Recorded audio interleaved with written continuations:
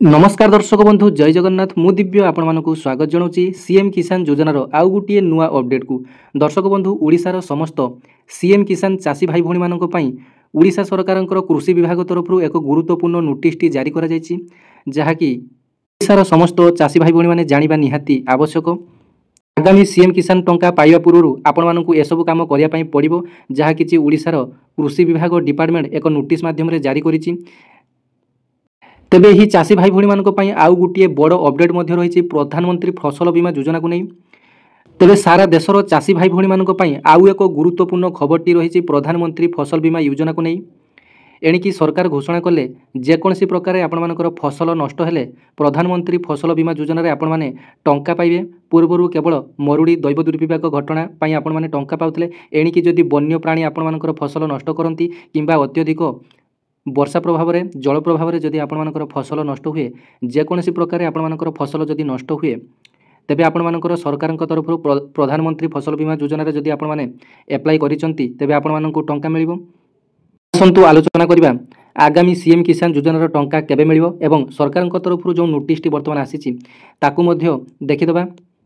तेबे आपण माने मोबाइल रे डिस्प्ले रे देखि पारुचंती कृषि विभाग ओडिशा तरफ यही नोटिफिकेशन टी आपण मानकर डिटेल्स आसी जाइए सीएम किसान योजना को नहीं।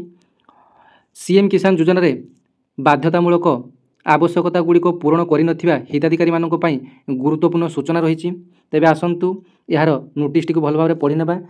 सीएम किसान योजनार बाध्यतामूलक आवश्यकता गुड़िक पूरण कर हिताधिकारी मानक निमंते गुरुत्वपूर्ण सूचना। पंजीकरण पर बाध्यतामूलक आवश्यकता बैंक खाता सहित आधार संयोगीकरण बैंक खाता सहित आपण मानकर आधार संयोगीकरण निहाती आवश्यक। बहुत हिताधिकारी एबी अच्छा जो मानकर कि पूर्वर बैंक रे खाता खोली केवल भोटर कार्ड दे आधार कार्ड से नाला कि आधार कार्ड नुआ अपडेट कर मोबाइल नंबर चेंज कर। तेबे जदि आपण माने मोबाइल नंबर टी आधार कार्ड सहित आपण माने लिंक करि नथले नुआ करिसंती किंबा मोबाइल नंबर टी को आपण माने आधार रे चेंज करचंती तेबे आपण माने बैंक खाता सहित सेही मोबाइल नंबर टी को आपण माने आधार सहित संयोग करिया निहाती आवश्यक।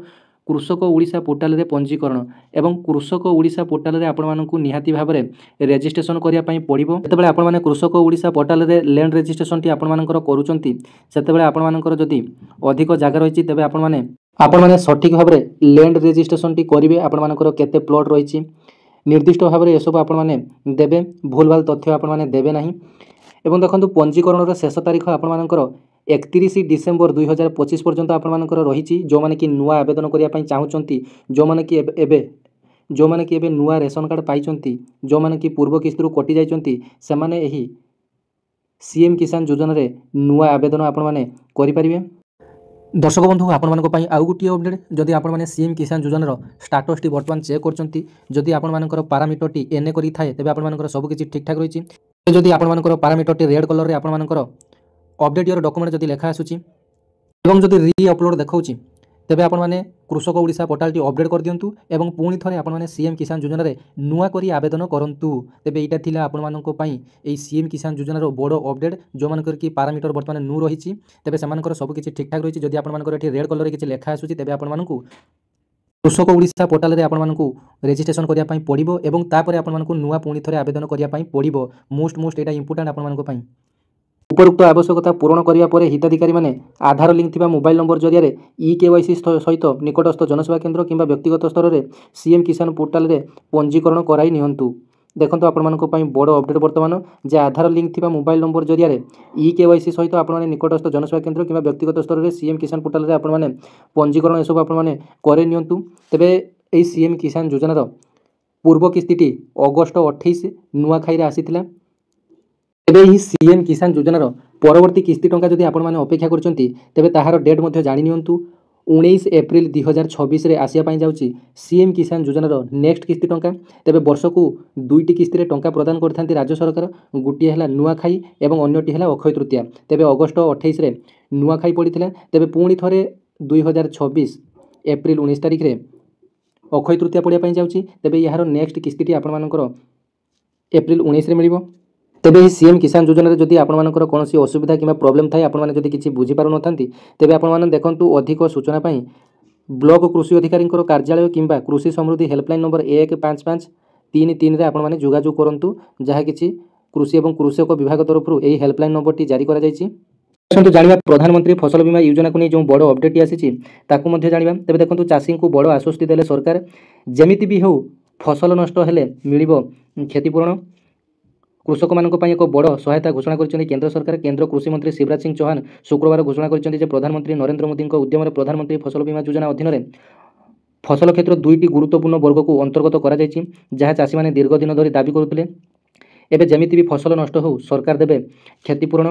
ଏନେଇ ଚାଷୀଙ୍କ ପାଇଁ ଗୁରୁତ୍ୱପୂର୍ଣ୍ଣ ସହାୟତା ରାଶି ଘୋଷଣା କରି କେନ୍ଦ୍ର କୃଷିମନ୍ତ୍ରୀ ଶିବରାଜ ସିଂ ଚୌହାନ କହିଛନ୍ତି ଯେ ପ୍ରଧାନମନ୍ତ୍ରୀ ନରେନ୍ଦ୍ର ମୋଦିଙ୍କ ଉଦ୍ୟମରେ ପ୍ରଧାନମନ୍ତ୍ରୀ ଫସଲ ବୀମା ଯୋଜନା ଅଧୀନରେ ଫସଲ କ୍ଷେତ୍ର 2ଟି ଗୁରୁତ୍ୱପୂର୍ଣ୍ଣ ବର୍ଗକୁ ସାମିଲ କରାଯାଇଛି, ଯାହା ଚାଷୀମାନେ ଦୀର୍ଘ ଦିନରୁ ଦାବି କରିଆସୁଥିଲେ। ତେବେ ଏପର୍ଯ୍ୟନ୍ତ ଫସଲ ବୀମା ଯୋଜନାରେ ପ୍ରାକୃତିକ ବିପର୍ଯ୍ୟୟ, ମରୁଡ଼ି, କୁଆପଥର, ଝଡ଼, କୀଟପତଙ୍ଗ ଏବଂ ରୋଗ ଯୋଗୁଁ ହେଉଥିବା କ୍ଷତିକୁ ଅନ୍ତର୍ଭୁକ୍ତ କରାଯାଉଥିଲା, କିନ୍ତୁ 2ଟି ପ୍ରମୁଖ ପ୍ରକାର କ୍ଷତିକୁ ବାଦ୍ ଦିଆଯାଇଥିଲା। ପ୍ରଥମତଃ ବନ୍ୟପ୍ରାଣୀଙ୍କ ଦ୍ୱାରା ହେଉଥିବା ଫସଲ କ୍ଷତି, ଦ୍ୱିତୀୟତଃ ଅତ୍ୟଧିକ ବର୍ଷା ଯୋଗୁଁ ବନ୍ୟା କିମ୍ବା କ୍ଷେତରେ ଦୀର୍ଘ ସମୟ ଧରି ଜଳବନ୍ଦୀ ଯୋଗୁଁ ହୋଇଥିବା କ୍ଷତି। ସେ କହିଛନ୍ତି ଯେ ସାରା ଦେଶରେ ଚାଷୀମାନେ ବୀମା ଯୋଜନାରେ ଏହି 2ଟି ବର୍ଗକୁ ଅନ୍ତର୍ଭୁକ୍ତ କରିବା ପାଇଁ ଲଗାତାର ଦାବି କରିଆସୁଛନ୍ତି। ତେବେ କୃଷିମନ୍ତ୍ରୀ କହିଛନ୍ତି ଯେ ପ୍ରଧାନମନ୍ତ୍ରୀ ନରେନ୍ଦ୍ର ମୋଦି ଚାଷୀଙ୍କର ଦାବିକୁ ଗ୍ରହଣ କରିଛନ୍ତି ଏବଂ ବର୍ତ୍ତମାନ ଏହି ଉଭୟ ପ୍ରକାରର କ୍ଷତିକୁ PMFBY ପରିସରକୁ ଆଣିଛନ୍ତି। ଏହା ଲକ୍ଷ ଲକ୍ଷ ଚାଷୀଙ୍କ ସିଧାସଳଖ ଲାଭ ଦେବ, ବିଶେଷ କରି ଯେଉଁ ଅଞ୍ଚଳରେ ବନ୍ୟପ୍ରାଣୀମାନଙ୍କ ଦ୍ୱାରା ଫସଲ ନଷ୍ଟ ହୁଏ କିମ୍ବା ଯେଉଁଠାରେ ମୌସୁମୀ ସମୟରେ ପାଣି ଜମି ରହିବ। ଏହା ଏକ ପୁନରାବୃତ୍ତି ସମସ୍ୟା। ତେବେ ଚାଷୀଙ୍କର କୌଣସି ଫସଲ ବନ୍ୟପ୍ରାଣୀମାନଙ୍କ ଦ୍ୱାରା ଯଦି କ୍ଷତିଗ୍ରସ୍ତ ହୁଏ ତେବେ ସେମାନେ ଏକ ବୀମା ରାଶି ପାଇବେ। ଯେପରିକି ଜଳବନ୍ଦୀ ଯୋଗୁଁ ଫସଲ ନଷ୍ଟ ହେଉଥିବା କ୍ଷେତ୍ରରେ ଚାଷୀମାନଙ୍କୁ ପୂର୍ଣ୍ଣ କ୍ଷତିପୂରଣ ପ୍ରଦାନ କରାଯିବ। ଏହାକୁ ଚାଷୀଙ୍କର ସ୍ୱାର୍ଥ ପାଇଁ ଏକ ଐତିହାସିକ ନିଷ୍ପତ୍ତି ବୋଲି ସେ କହିଛନ୍ତି। ତେବେ ପ୍ରାକୃତିକ କିମ୍ବା ଅପ୍ରତ୍ୟାଶିତ ଘଟଣା ଯୋଗୁଁ ଆର୍ଥିକ କ୍ଷତି ସହି ନ ଯିବା ପାଇଁ ଚାଷୀଙ୍କୁ ସମୟ ସୀମାରେ ବୀମା ଯୋଜନାରେ ପଞ୍ଜୀକରଣ କରିବାକୁ ଅନୁରୋଧ କରିଛନ୍ତି। ସେ କହିଛନ୍ତି ଯେ ଏହି ଯୋଜନା ଚାଷୀଙ୍କର ଭବିଷ୍ୟତକୁ ସୁରକ୍ଷିତ କରିବା ପାଇଁ ଏକ ଦୃଢ଼ ଭିତ୍ତିଭୂମି ଗଠନ କରେ ଏବଂ ସରକାର ଏହାକୁ ଅଧିକ ବ୍ୟାପକ ଏବଂ ଲାଭଦାୟକ କରିବା ପାଇଁ ନିରନ୍ତର କାର୍ଯ୍ୟ କରୁଛନ୍ତି। ତେବେ ସେ ଶେଷରେ ଏହା କହିଥିଲେ ଯେ କେନ୍ଦ୍ର ସରକାର ପ୍ରତ୍ୟେକ ଚାଷୀ ସୁରକ୍ଷିତ ଏବଂ ଫସଲ ସୁରକ୍ଷିତ ନିଶ୍ଚିତ କରିବାକୁ ଲକ୍ଷ୍ୟ ରଖିଛନ୍ତି। ଏହି ନିଷ୍ପତ୍ତି ସେହି ଦିଗରେ ଏକ ପ୍ରମୁଖ ପଦକ୍ଷେପ ନିଶ୍ଚିତ କରେ। ତେବେ ଆପଣମାନଙ୍କ ପାଇଁ ବହୁତ ଖୁସିର ଖବର। ପୂର୍ବରୁ ଆପଣମାନେ କେବଳ ଦୈବ ଦୁର୍ବିପାକ ସମୟରେ ଆପଣମାନେ କ୍ଷତିପୂରଣ ପାଉଥିଲେ। ବର୍ତ୍ତମାନ ଯାହା କିଛି ବନ୍ୟପ୍ରାଣୀ ଆକ୍ରମଣ କଲେ, ଆପଣମାନଙ୍କର ଫସଲ ନଷ୍ଟ ହେଲେ କିମ୍ବା ଆପଣମାନଙ୍କର ଜଳବନ୍ଦୀ କାରଣରୁ ଆପଣମାନଙ୍କର ବର୍ତ୍ତମାନ ଯେକୌଣସି ପ୍ରକାର ଆପଣମାନଙ୍କର ଫସଲ ନଷ୍ଟ ହେଲେ ସରକାରଙ୍କ ତରଫରୁ ଯଦି ଆପଣମାନେ ପ୍ରଧାନମନ୍ତ୍ରୀ ଫସଲ ବୀମା ଯୋଜନାରେ ଆପଣମାନେ ସାମିଲ ଅଛନ୍ତି, ଆପ୍ଲାଏ କରିଛନ୍ତି, ତେବେ ଆପଣମାନେ ଟଙ୍କା ପାଇବେ। ଏଇଟା ଥିଲା ଆପଣମାନଙ୍କ ପାଇଁ ସମ୍ପୂର୍ଣ୍ଣ ଅପଡେଟ୍। ଧନ୍ୟବାଦ। ଜୟ ଜଗନ୍ନାଥ।